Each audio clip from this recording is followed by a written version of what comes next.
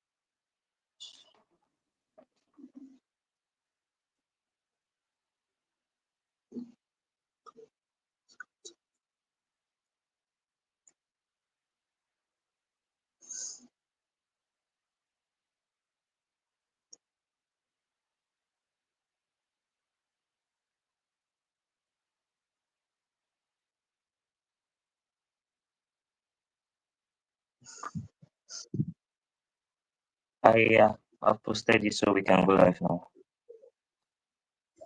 Can you hear me Yes, perfectly here? yes, I can hear you perfectly, sir. All right. Yeah, so Mr. Richard Umudele, welcome, sir. We are glad to have you here. And my name is Martin Somi Isaac. I'm part of Eliva's team, and I'll be serving as a co-host now for the program today. So before we proceed, very well, we know you're an AI expert and you're a growing leader in this artificial intelligence field and digital transformation. So before we start, can you just say a thing or two about yourself, sir? Okay.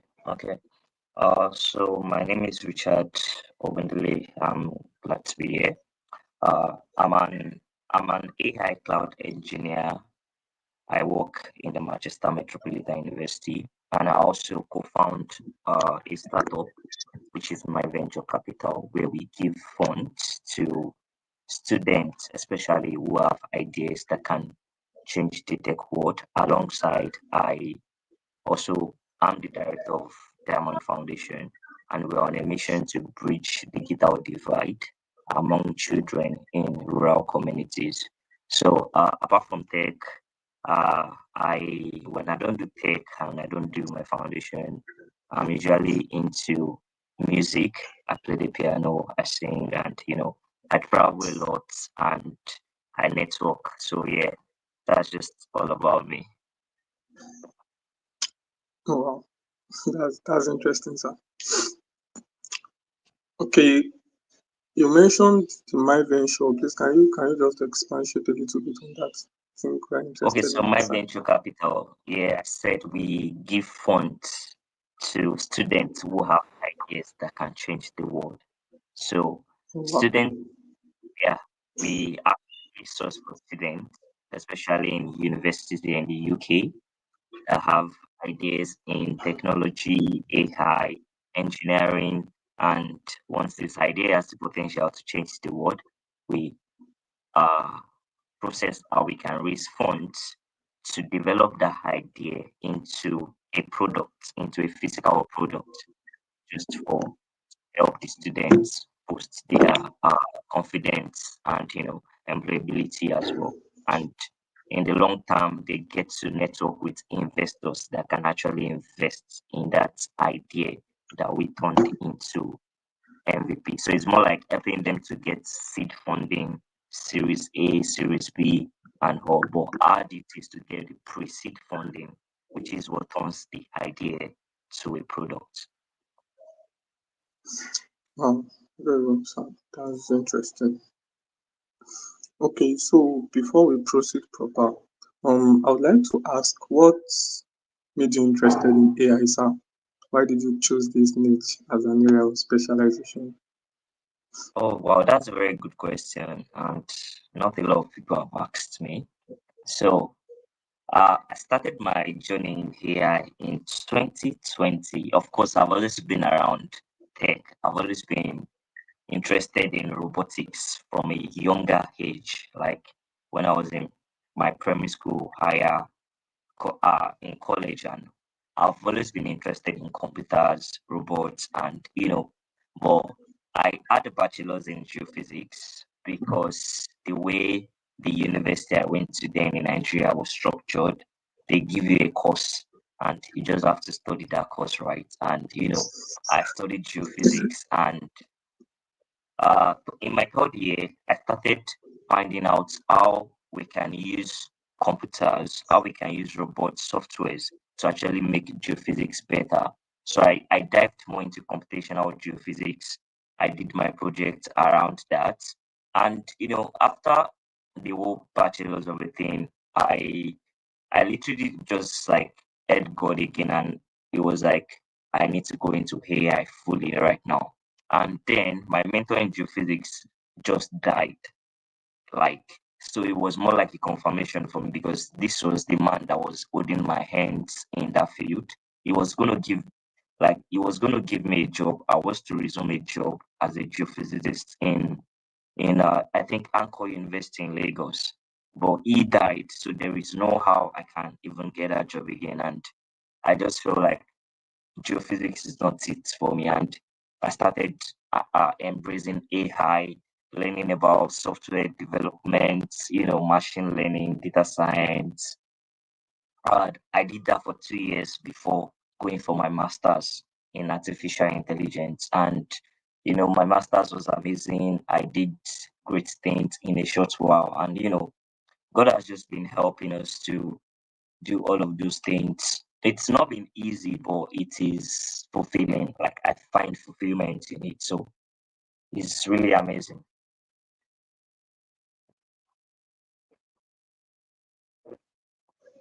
Interesting one indeed. That's a nice roadmap. Okay, yeah. So let's go to the questions proper. So our first question that I would want you to like just justify now is everyone is talking about AI. You literally can't scroll to any Yeah. social media. Everyone is talking about AI, the next big thing, artificial intelligence. And so what our question is, what really is artificial intelligence? What is this AI, and why is it suddenly booming everywhere now? Okay. So that's a good question, and I would like to answer by this. Artificial intelligence is simply the capability of machines to, perform tasks that humans would perform, or to take human intelligence to perform. Tasks like learning, reasoning, problem solving, decision making, content creation, writing, name it. And the reason why AI is coming so much, or we are moving in a very fast speed, is because there is so much availability of data. And the truth is that data is what fuels artificial intelligence. Like there is AI is not going to exist if there is no data. So because we have so much data available that a machine can train on to understand, to perform better. And one other thing again is computing power. The rise in cloud computing is really advancing AI technologies. The rise in cloud computing. This is where we have data centers, where we can store our data, where we can uh, protect the storage, security, and everything. So, because of the rise of in cloud computing and data availability, is making AI easy and accessible to use in this time and age.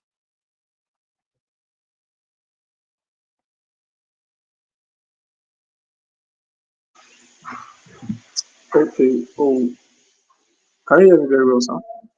Yes, I can hear you. Okay. Can you give us like a short history about artificial intelligence? Because I think it did not just start now, but now in 2025 we are seeing it in everywhere. But I don't think it started now. It has been the past 20, even 30 years now. So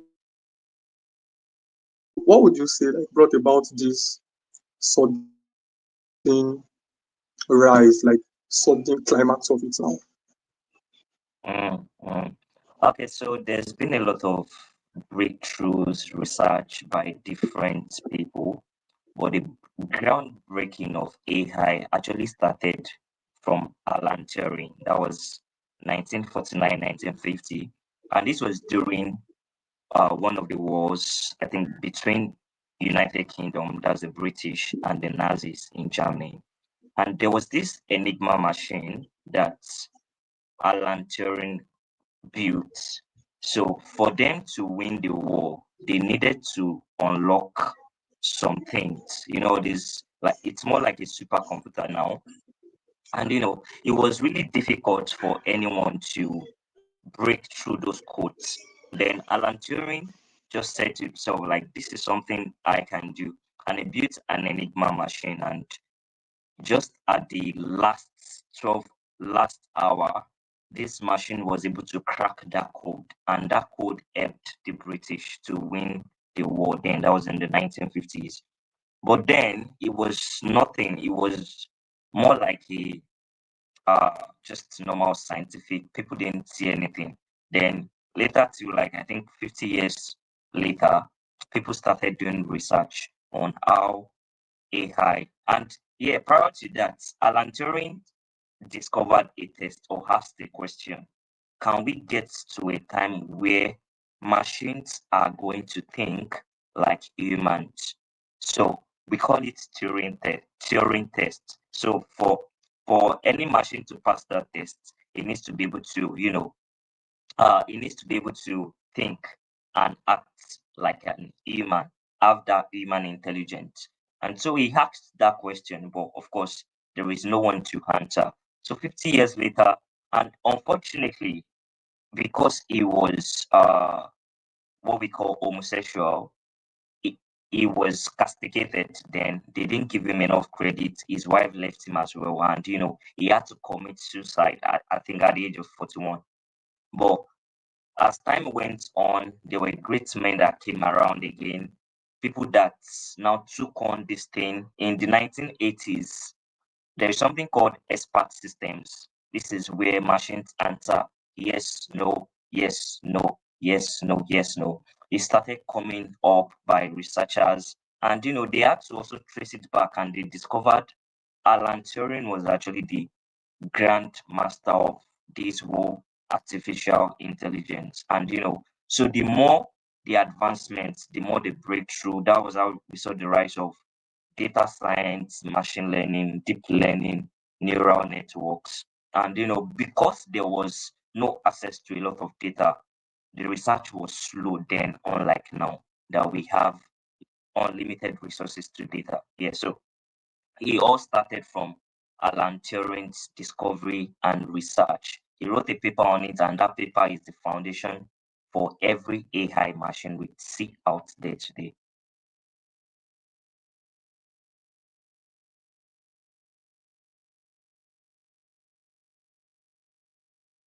Are you there? Can you hear me? Yes, I can hear you. I said thank you very much for that contribution. That's profound. My next question would be that yeah, almost everyone uses ChatGPT. When they mention artificial intelligence, the next thing that comes to our mind Yeah. is ChatGPT. So I want you to just help us clear this. Is AI, is it more than just ChatGPT? Because vast majority now, their definition of AI is within the confines of ChatGPT. So what really is it more to AI than ChatGPT, sir? Okay, so ChatGPT is just a fruit of AI research. It's just an evidence of AI research that is going on. It's like a tip of the iceberg. So it's a chatbot, of course, that works on what we call large language models. And these large language models contains billions of parameters, which we would call data. So these large language models are trained in a way to, help people with tasks, generate content from scratch, perform human tasks and all. there are so many developments that are going to be coming up, because we are still going to a future where everything is going to be smart.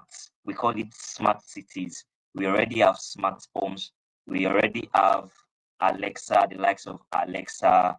We could build an Alexa device in your home, and that device connects to every appliances in the home. Alexa, turn off my TV. Alexa, who is at the door? We are still at that stage now. So AI is still has a lot to offer to us. It just depends on the right knowledge and how we embrace it. Because if we don't embrace it, we are going to slow down what it has to offer to us. So there is so much more to AI beyond just ChatGPT. Um, Thank you very much for that input, sir. That clarified a lot of things.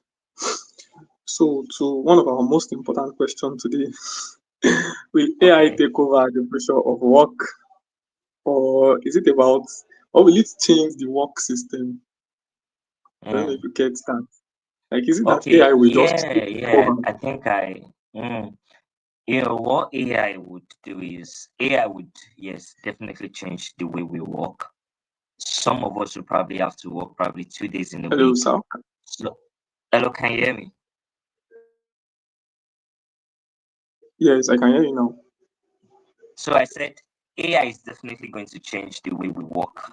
AI is going to change the work structure. It's going to be more of hybrid, project-based work. Some of us will probably have to do freelance. Some of us will probably have to, work 2 days in a week, because most everything is more of automated now, and people that are involved in project-based work or that lead a project will probably be the ones to do the most. And so yeah, it's going to really change the future of work.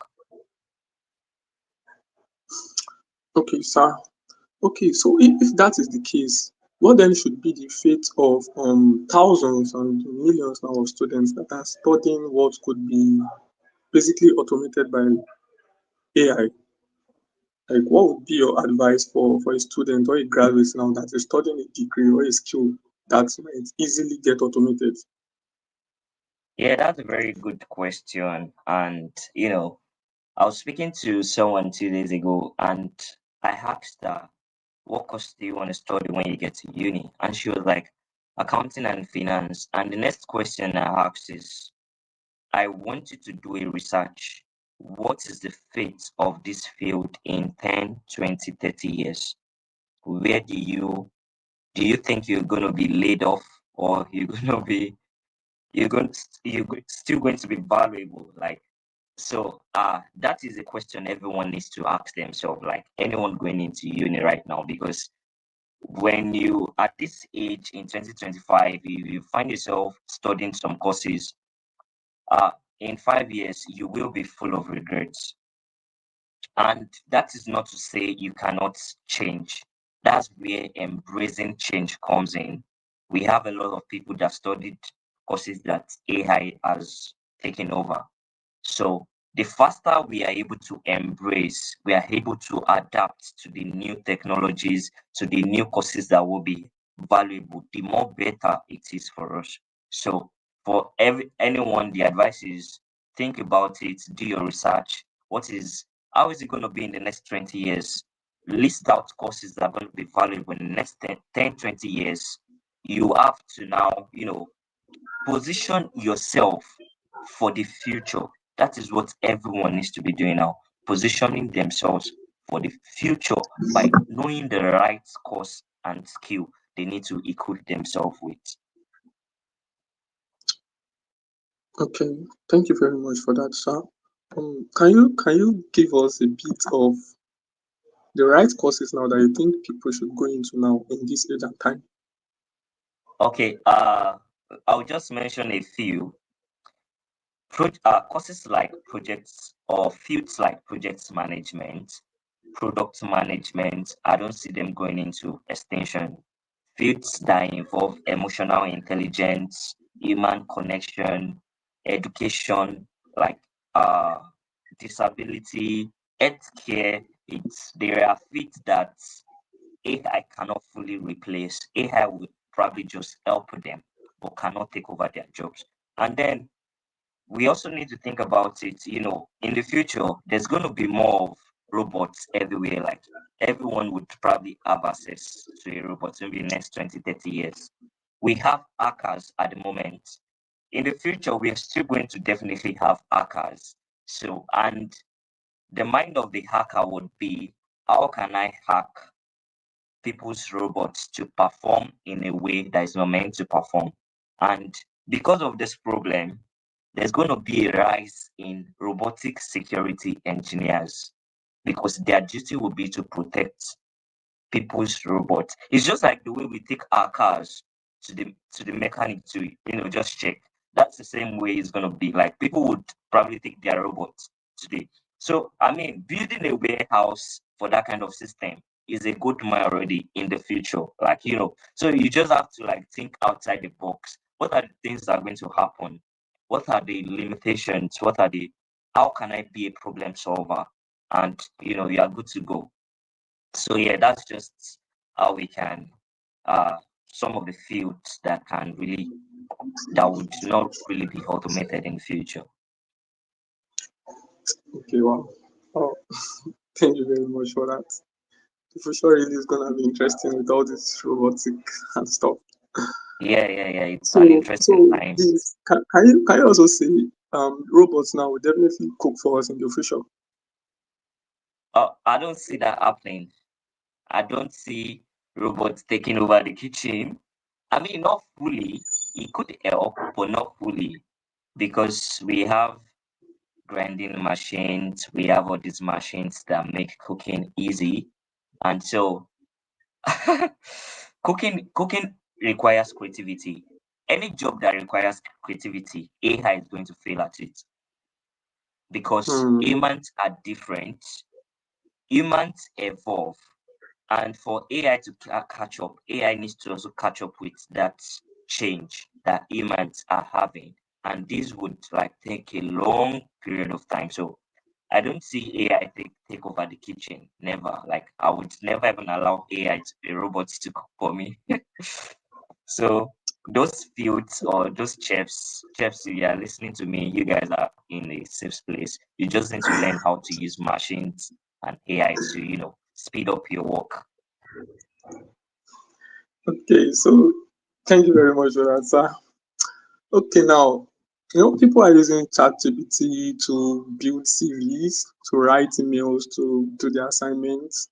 And now we know there's a thin line between, okay, leveraging AI now and being lazy. So, what would you term that as? Okay, let's say someone, you're given an assignment that requires you to think critically, but then you just drop it on a chatbot and it solves everything for you.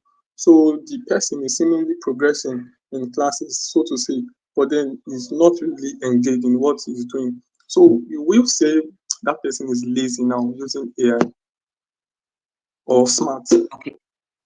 Okay. So when it comes to AI assistants, we need to use it ethically in a way that is healthy because these tools, one can easily get addicted to it and kill their brain cells of creativity. And that's because when you give your whole power to an assistant to do everything for you, you are giving it, you are doing yourself more harm than good. Like it is that simple.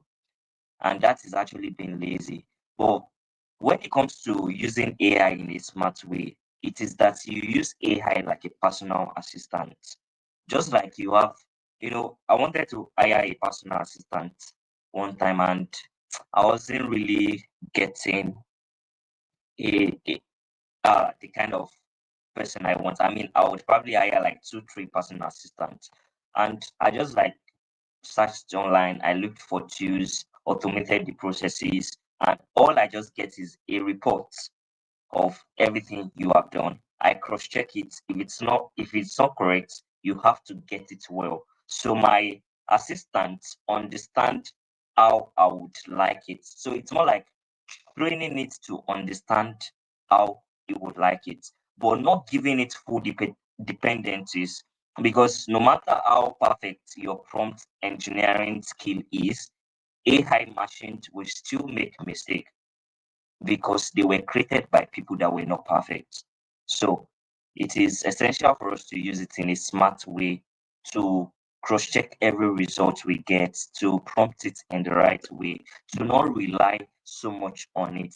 I tell people that you can learn any skill with ChatGPT or Gemini, and this is by teaching it how to communicate to you in the simplest way. That's why I can learn any skill right now as long as there is AI tools. And one of the best prompts is explain this thing to me like a 5 year old. Like it's gonna explain it the way your teacher would not explain. And it is reducing the weaknesses of lecturers that are not good at lecturing. You don't have, instead of you complaining, there are AI tools that would teach you in a much more better way. So I would not advise anyone to be lazy on it because in the long run, it's gonna affect such people. So use it in a smart way, use it in an ethical way, use it in a way that is beneficial. Use it as a personal assistant and not give it full authority. Wow. Wow. Thank you very much for that. So at the end of the day, AI is meant to assist us. Thank you Yes, very much. perfectly.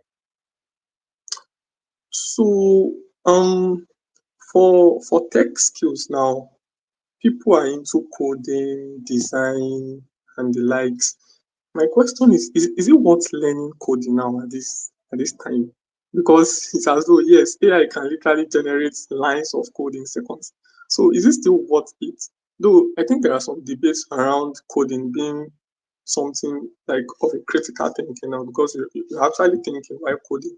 So will AI replace developers? Is it still worth learning coding and design and web design at this time? Okay.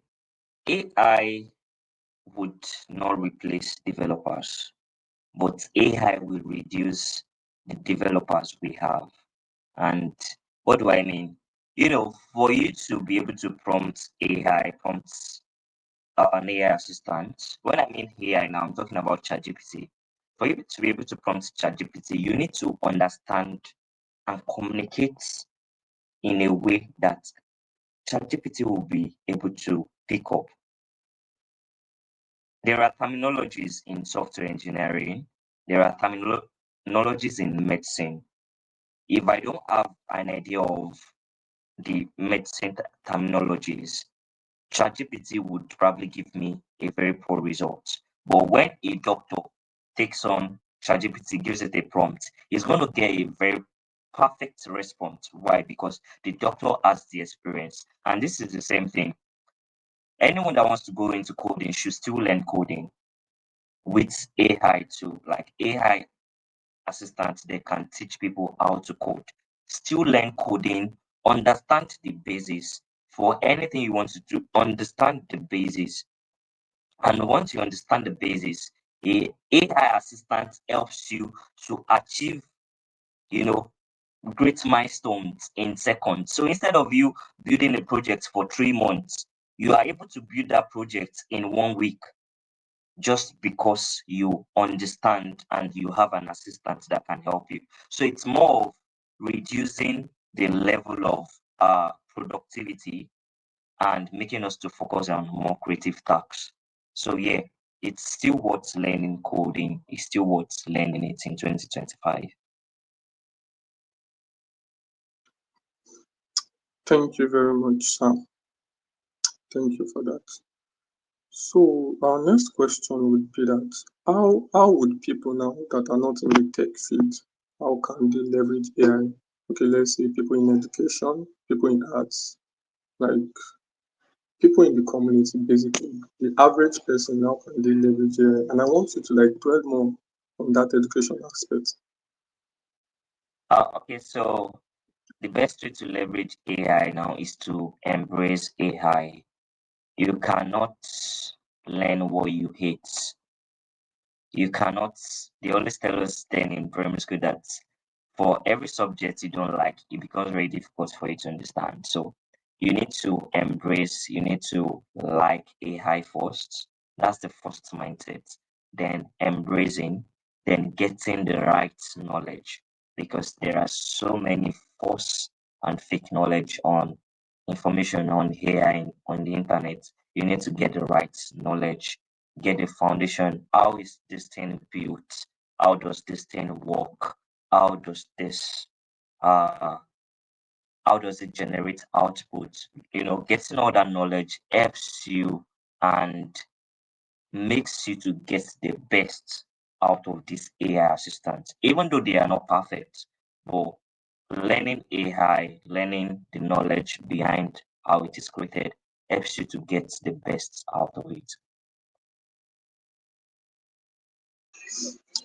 Okay, okay, yes, sir. So we should learn AI. Should learn AI, and thank you for that. But that has always been what people have always been saying, so that we should learn AI, we should learn AI. And thank God we have an AI expert in the building. So can you give us like a tailor-made roadmap, a profound roadmap to like learn AI now? Okay, for non-technical people, for people who are not going into tech, the best way is to probably, get a course on YouTube. I have a course on AI as well, which is free, or you could decide to buy a course online, buy a training. The most important thing is the knowledge you get from it. So, but for people who are going into tech and want to dive into the AI, the first thing you need to learn is programming language. Why I recommend Python as the best programming language to learn when you want to go into AI. But for non-technical people, you just need to get the basic knowledge, understand how it works. And for technical people, Python programming is your good to go in starting. Once you start, there is this thing about tech which is amazing. It is that once you start, you get more clarity yourself on what you want to, what you would like to build with AI.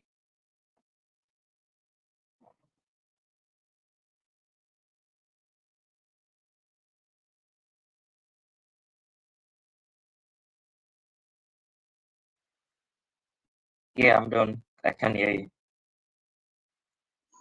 Okay, okay, okay. Thank you very much for that. So when we start, then it unfolds better, right? Yes, Thank yes, you. definitely. Thank you very much for that. So, um, for the education I mentioned earlier now, is there a possibility that AI or robots now, at the end of the day, would end up replacing our lecturers? I don't believe robots are going to replace our lecturers fully. They might reduce them because the future of education itself is at stake. The future of having universities, it is at stake, because the truth is there will be a time where people will no longer go to universities because they have all these things accessible to them. It will be about building discipline to learn, building that discipline to learn, because nobody is going to force you to go to school again. Everyone has access to a PC. You could get an online education. Yeah, you could uh, build your own AI assistant that teaches you the basics. And you might be wondering, okay, what are practical courses? What are practical courses? How do people do we get to? That is where human connection comes in. Lecturers comes in. Lecturers can come in the practical aspects, but courses that don't have a lot of practicals to do. When I mean practicals, I'm really talking about like medicine, for example, where you have to do a lot of hands-on projects in the body system. Your lecturers come in and assist you in all those things. So it's going to reduce lecturers, it's going to reduce university. Let me even shock you. Recently, Harvard, there's been a lot of scholarship coming on in the US because they saw a decline in people going to schools. So their way of encouraging people to go to school which we also school is a scam, is to give scholarships out to people. So there is a lot of scholarship now in all these schools now because they don't want to, run out of business. So they need to create a system to bring in more students, and the best way is to offer more scholarships to people. So yeah, it's really going to disrupt a lot of industry, like everywhere. It's going to reduce the number of staffs that we have. So in a university that has 1,000 staffs or 1,000 lecturers, by the time AI is done with them, they will reduce their staffs to probably 200 lecturers. So it's an interesting time, and everyone needs to tighten up and prepare for what is to come. Wow, wow. That's that's scary and interesting, by the way.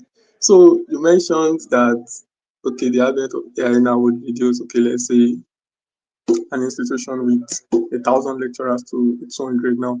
So what would be that defining factor?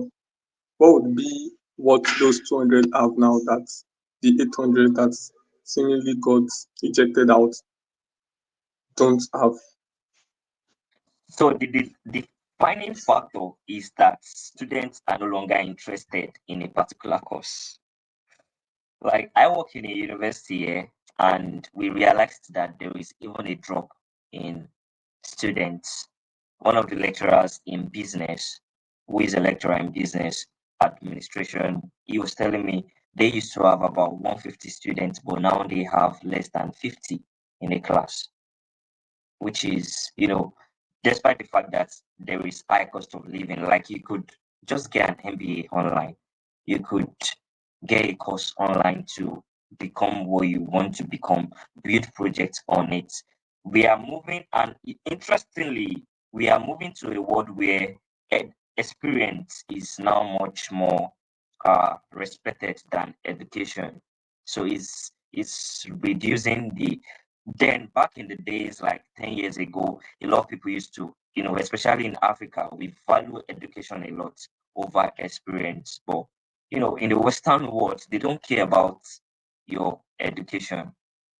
All my managers did not go to the university, and they've been in, they are like senior, doing amazing things. You can see. So it's a thing of most students are not interested in these courses again. The lecturers don't have anyone to teach. The lecturers will have to go leave the university. The lecturers have to either embrace the new change or probably still keep themselves being stuck in this situation and not embrace the change that is to come. So yeah, that's just it. Okay, okay. Thank you for that, sir. Okay, so our next question would be how can small business owners now, freelancers, how can they leverage AI without feeling overwhelmed? So basically, like I'm asking, how can we small business owners now, how can they leverage AI in marketing? Basically. Oh, okay. So AI would help small businesses get visibility. I believe in marketing, the first thing people need to know you, people need to like you, people need to trust you. So the knowing AI can easily do that by helping them with building a website, SEO marketing, lead generation, automating your content, even generating content ideas for your business. Like these are things that AI can do. When it comes to the liking, this is where you come in with a little of AI. When it comes to the trusting, you come in fully and do it. So it's going to help build the foundation for their business, get the right network, help them to scale AI, machine, or models that perform great is because they have data that is rich and healthy. So they can also help them predict how their business is going to be in the future. Do you understand? So for business owners, they need to start positioning themselves for how it is going to be in the future. It's really all about positioning and also, building using AI to gain the visibility they need for their business. So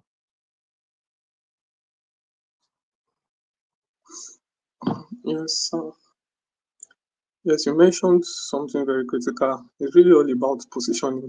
Actually, it's really all about positioning because it's as though every day, every minute, every second, there's a new invention. There's a new invention. yes, So ChatGPT just dropped their updated image generation. Next week it could be China dropping the Manos now that is in the beta state.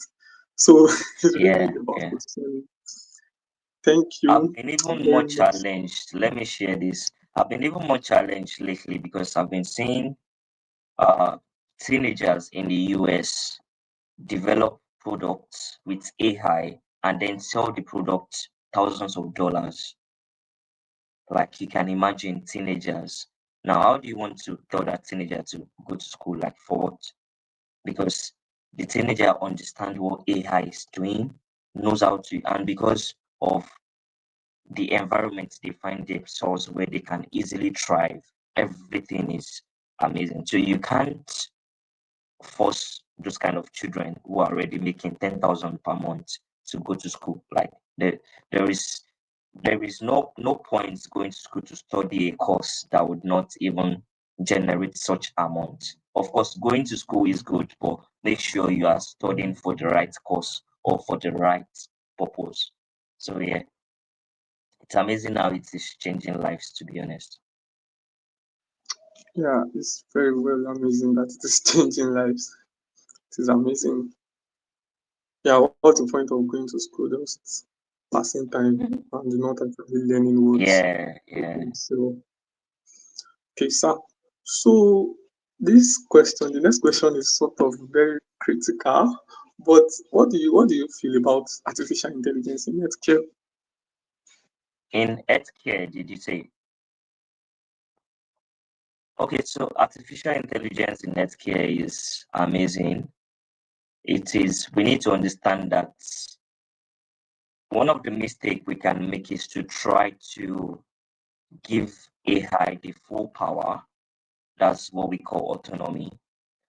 AI is supposed to help, like I mentioned, in healthcare. AI is supposed to assist a doctor to perform surgery faster. You know, it's funny how I went for an eye check recently and I was just seeing machines. I thought I was going to spend like 2 hours, 3 hours. I spent like 30 minutes to be honest, because machines were everywhere, robotic machines were everywhere. They plugged it into my eyes. It took my eyes picture and they used what we call image processing because I saw the software and I was like, okay, this is AI and image processing is a part of AI that actually processes image and uses computer vision to understand what kind of image it is based on the trained data.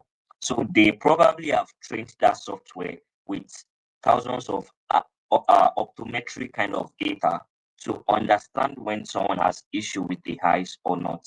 And in 30 minutes, I was done with I got my, in fact, this is, I got a report and, it was just quick.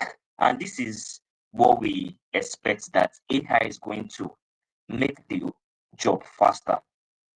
In NHIS, where we have thousands of backlogs, with AI, we can reduce the backlogs and with just minimal effort.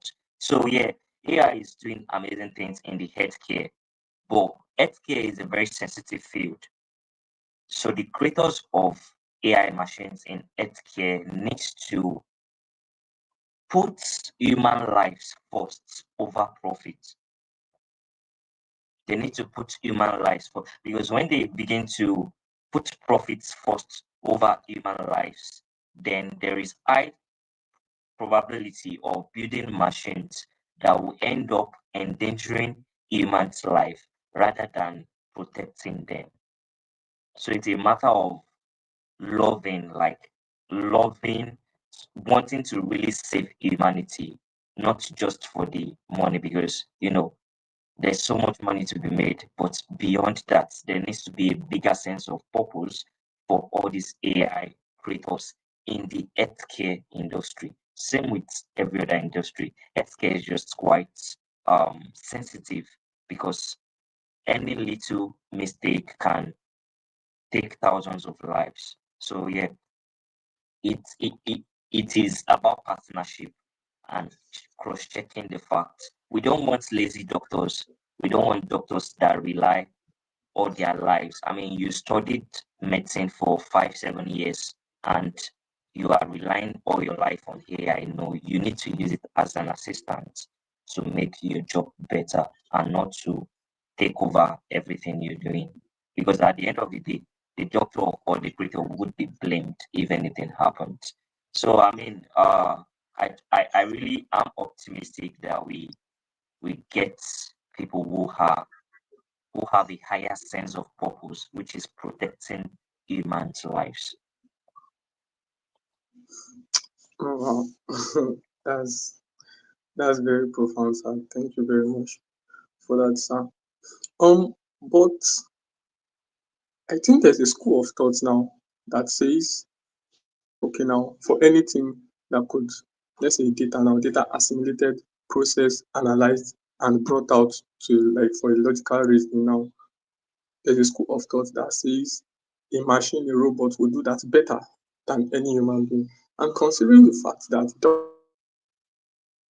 doctors, of course, the diagnosis they make, of course, is from the data they pumped in their head throughout their medical schooling years, from the textbook they read. So, in this light, can we still say it is possible that in 50, 100 years, we could actually develop a robot that can, on its own, heal a But patient? there is ability for that to happen. And the reason why I said it is because now we have a lot of data. So imagine how much more data we are going to have access to in the next 50, 100 years. Sorry, I can't hear you very well, sir. So I said, now in this age, in 2025, we have access to a lot of data. So in 50, 100 years, you can imagine what's going to happen, like with the quality of data we are still going to have. I believe by then we are going to have more trustworthy and healthy data coming from amazing intelligence creators, and this would help speed up the process where robots will probably have to, I mean, we'll definitely get to a time where robots is going to perform surgery like awfully. And by then, what will be worried about is security. How secure is this robot? Is it doing the right thing? Is it so? But to be honest, in the health sector, I still feel like we need humans there. We need humans assistants. We cannot Sorry, I'm like, struggling to hear you fine. I don't know. I think it's rugging somewhere. I don't can hear. Yeah, much better now. Okay, so I said that there is high chance we'll get to that phase where robots are going to take full autonomy, but I don't pray we get there. And the reason why I said there is high chance is because even right now, robots are helping doctors to perform surgeries with the kind of data. In the next 20, 50, 100 years, you can imagine the level of, I mean, if Jesus is not, hasn't come then, you can imagine the level of quality we are going to get when it comes to data gathering, when it comes to data science. So the quality of our data, the quality of uh, the processes that the AI has done will determine the output that will be gotten from that robot systems. Wow, thank you very much for that. So the more the quality of the data, the more the quality of the autonomous agents. Yeah, Profound. yeah, yeah. Um, yeah, when we started earlier, you mentioned the thing about okay, AI bringing down the work week to like 2 days a week. Yeah, So yeah. in 50 years, let's say, what do you think the ideal day of an average human being that leverages AI to work now would be? Uh, that's a very interesting question. I really perceive that in the future, we would not need to work so much, and this would help humans build more human connection. The reason why we would not need to work so much is because when we have a system, a society where AI helps us to, do most of the work and still generates the income for us, the government can use this money, to fund the society, make the society a better place that people would decide if they want to work or not. And people will be able to focus on, people would have a sense of purpose. A lot of people work just because of money, but in the future, it's not going to be so. Now they will have to work because of they have a sense of purpose. They would not work because it's a necessity. They have to. They will work because they choose to. They enjoy doing it. So it's going to be a matter of choice.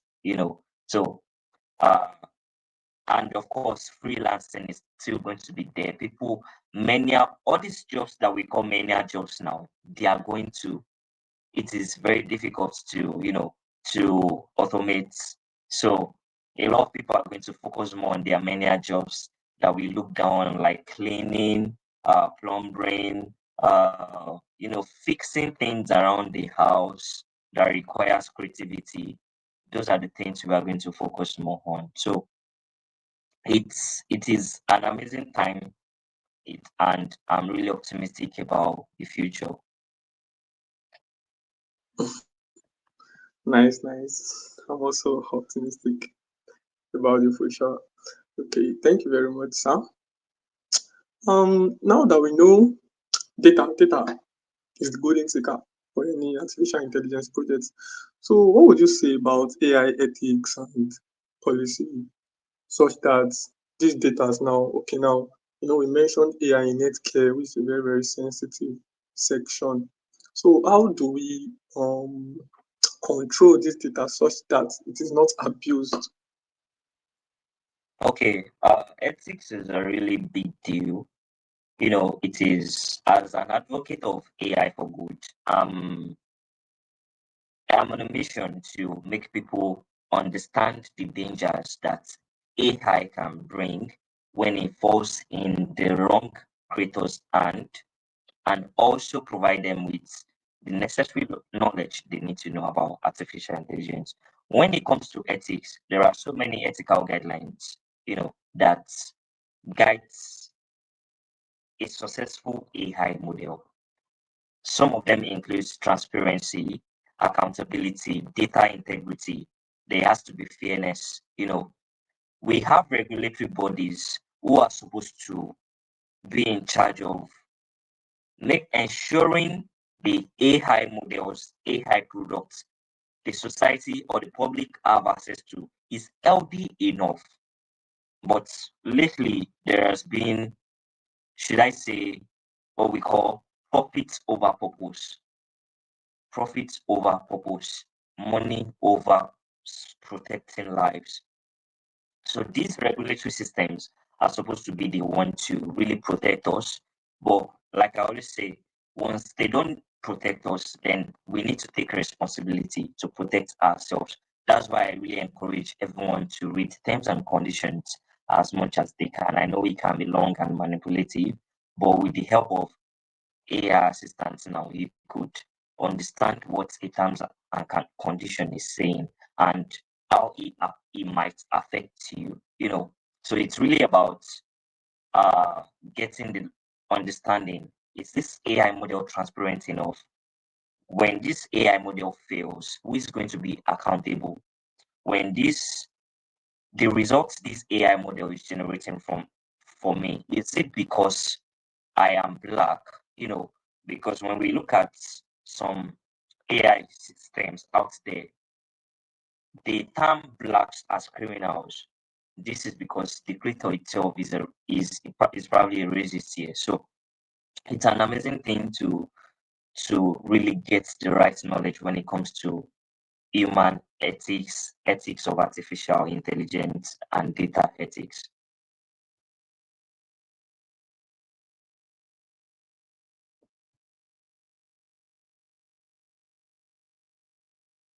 Hello, can you hear me?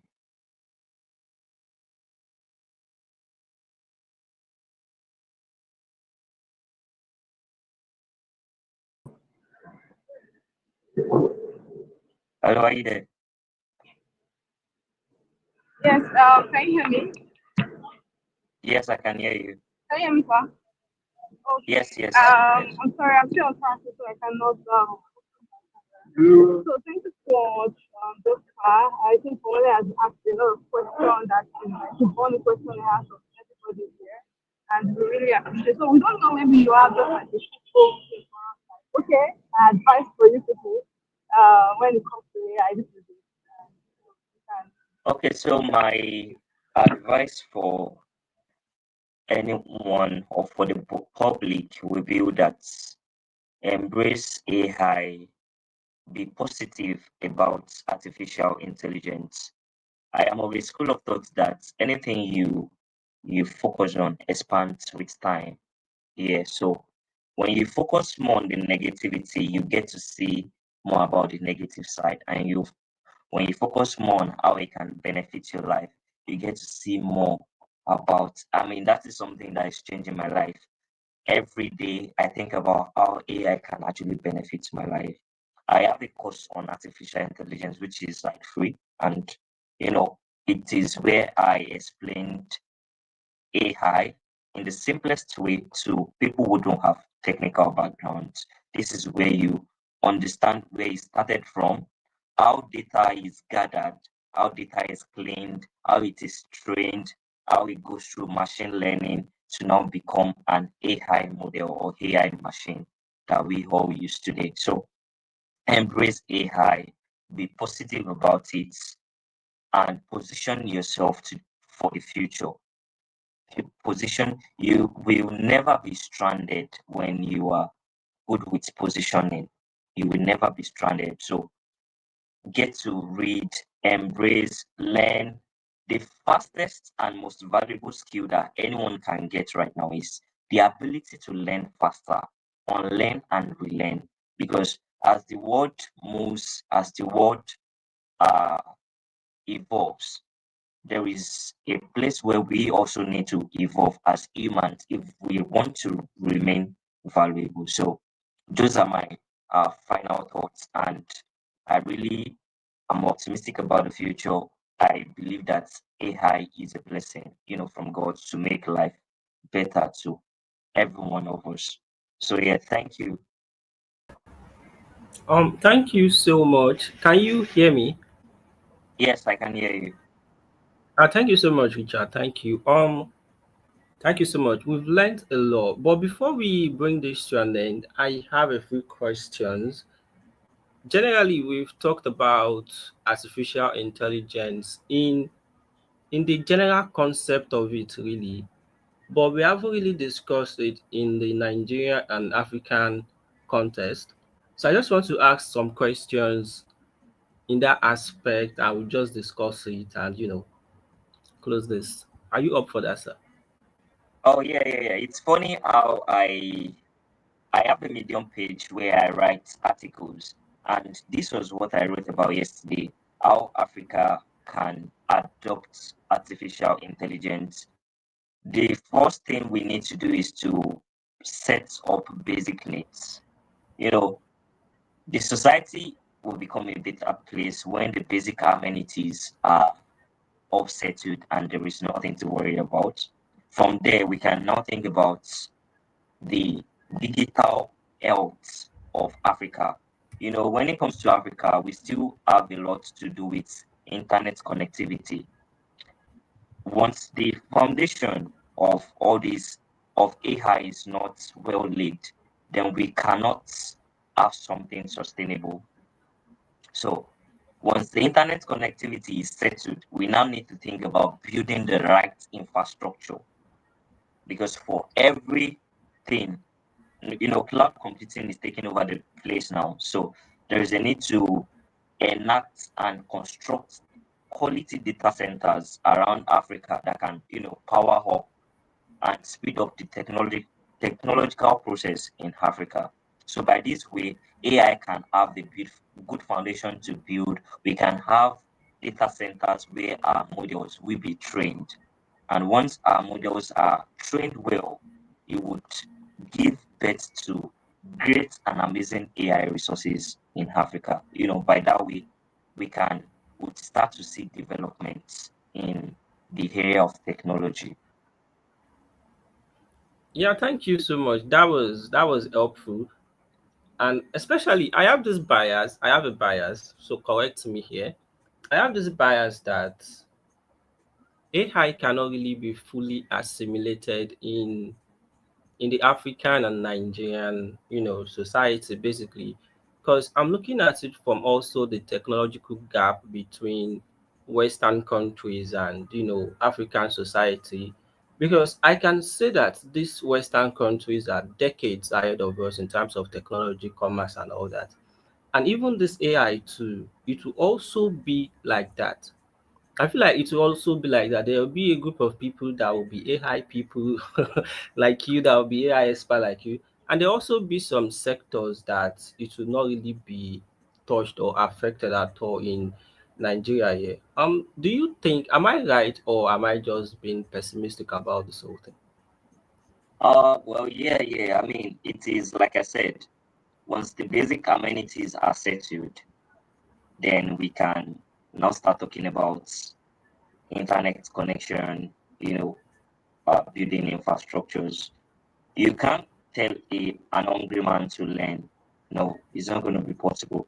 And one of the things we are doing in Diamond Foundation is to really bridge the gap in education and digital literacy, because even though our aim is digital literacy, but we can't give a computer to someone who does not have any knowledge about education, who is not educated.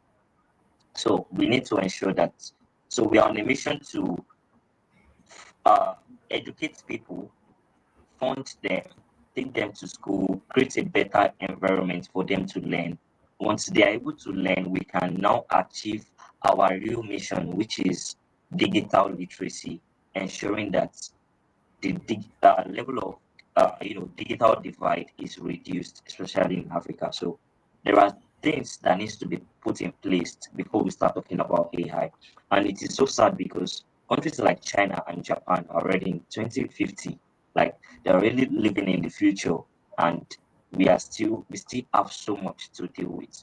But if we don't deal with all those things that I mentioned, we cannot go far. We cannot go far because we are talking about sustainability here. So it's a really crucial all those things are put in place. Basic amenities, education, people learning in the right environments before we start talking about how people can learn. And the interesting thing about my course is that's why I try to also explain my course to in the most simplest way ever. That as long as you're educated, you'll be able to take my course. But if you're not educated, how would you even be able to assimilate? So all those so many things need to be put in place. And the sooner it is in place, the better and faster it will be for the development in Africa as a whole. Yeah, thank you so much, sir. I especially like what you said about you cannot force an hungry man to learn. Like, give me food. Yeah, that's the Give me truth. food. Right? So, yes, thank you so much for being with us. It has been an amazing 1 hour with you here. And hopefully, we can Thank you bring for you having back me. and fully dive into the African perspective on, AI. But for now, thank you so much for making the time to be here with us. We really appreciate you, sir. And have a great and wonderful day, sir. Thank you, sir. Thank you. Thank you too for having me. Thank you, Tolu. Thank you, Fidola. See you guys later. Thank you. Yeah, Bye. yeah, bye.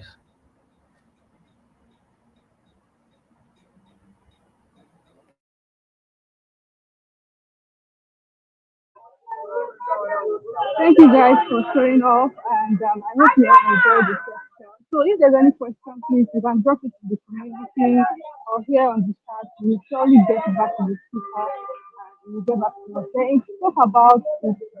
So just trust me that I'm going to have access to the and share it to the community as well. So thank you all everybody for coming. See you all in the community.